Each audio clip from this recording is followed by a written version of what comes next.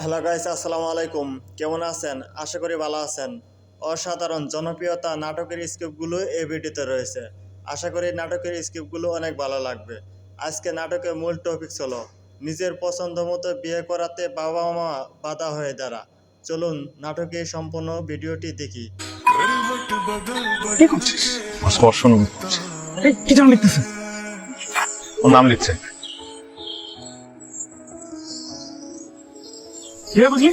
ওর হাসি দেখে মাধবীলতা। আপনি আমাকে আইডি দিলেন না কেন? আমি না আপনার আইডি খুঁজে পাচ্ছিলাম।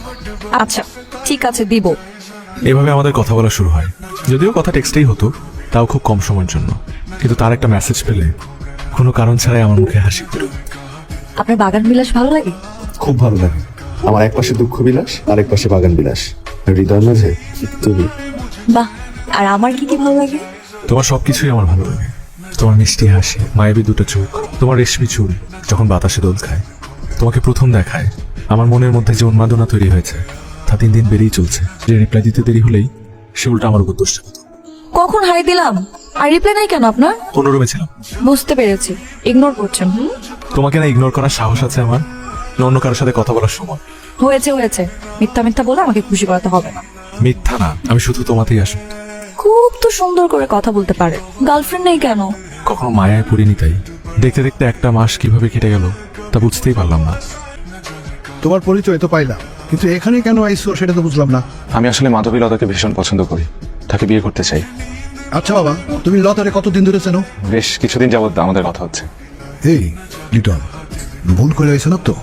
দেখো বাবা, আমার মনে হয় তোমার কোথায় যেন একটা ভুল হইতেছে। আমার মেয়ে তো বোবা, কথা বলতে পারে না। যে আঙ্কেল কথা বলতে মানে আমাদের মেসেজে কথা হয়েছে। আচ্ছা তুমি ভাইবে চিন্তা আইসো তো? আমার মনে হয় এক কথা না, তুমি ফিরে যাও। আমার আবার একটা কাজ আছে, চাটা কিছু খাই যাও। পাউডার মা, তোমার ছেলে কিন্তু পাগলামি শুরু করছে, ওকে বোঝাও। আরে যে মেয়েটা কথা বলতে পারে না, এইরকম একটা মেয়ের সাথে কিভাবে সম্পর্কে জড়ানো? হ্যাঁ, আমি সারা রাত এটা নিয়ে ভেবেছি, কোনো রকম কোনো কুল কিনারা করতে পারছি না। তুমি বোঝাও ওকে। আচ্ছা, অর্ণবের সাথে একটু আলাপ করলে ভালো হতো না? এটা কি কোনো স্বাভাবিক ঘটনা? তো তুমি তোমার ছেলেকে বোঝাও ভালো মতো। তাহলে একটা কাজ করো, ফোন করো। আচ্ছা, আসসালামু আলাইকুম। সাহেব, আসলে আমরা খুবই লজ্জিত। আমি আমার ফ্যামিলির অনেকে চোখে চোখ করার কোনো চেষ্টা করবে না প্লিজ। বাবা কেন ফোন দিয়েছিল ওদেরকে? আমি আমাদের ডিসিশন ওদেরকে জানিয়ে দিয়েছি। কার সাথে কথা বলে ডিসিশন জানিয়েছো? আমি আমার ফ্যামিলির লোকজনের সাথে কথা বলে ডিসিশন নিয়েছি। ডিসিশনটা আমি নিয়েছিলাম ওকে বিয়ে করার, সংসার আমি করবো ওর সাথে। তুমি আমার সাথে কথা না বলে ওদেরকে কিভাবে ডিসিশন জানাতে পারলে বাবা? তোমার ভালো মন্দ দেখার দায়িত্ব আমার। কিন্তু মানুষটাকে আমি ভালোবাসি বাবা, এই জিনিসটা একটাবার দেখলে না তুমি? তুমি ভালো মন্দ দেখছো, সমাজ দেখছো, তোমার পরিবার দেখছো, কিন্তু তুমি আমার ভালোটা দেখছো না। আমি ভালোবাসি মানুষটাকে। ও একটা মানুষ কথা বলতে পারে না, এই কারণে তার সাথে আমি সংসার করতে পারবো না, সারা জীবন কাটাতে পারবো না। মানুষটা খারাপ হয়ে গেল। কথা বলছি কারণ তোমরা আমার সাথে অন্যায় করছো। না, আমার ডিসিশন আমি নিব, কারণ এটা আমার জীবন। আমি জাস্ট লতার সাথে একটু কথা বলবো, বেশি না। একটু কথা বললেই আমার। শোনো, লতা তোমাকে এখন বিয়ে করতে চায়।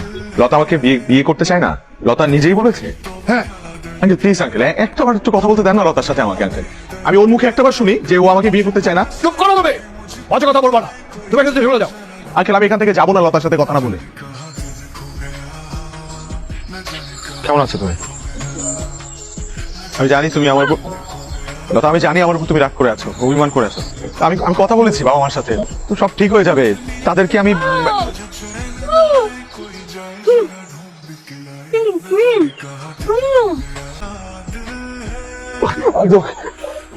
তোকে ভালোবাসি লতা। লতা, তুমি আমার অনেক শখের একজন মানুষ, তাই তোমাকে নিয়ে আমার শখের কমতি ছিল। একসাথে পাহাড়ের চূড়ায়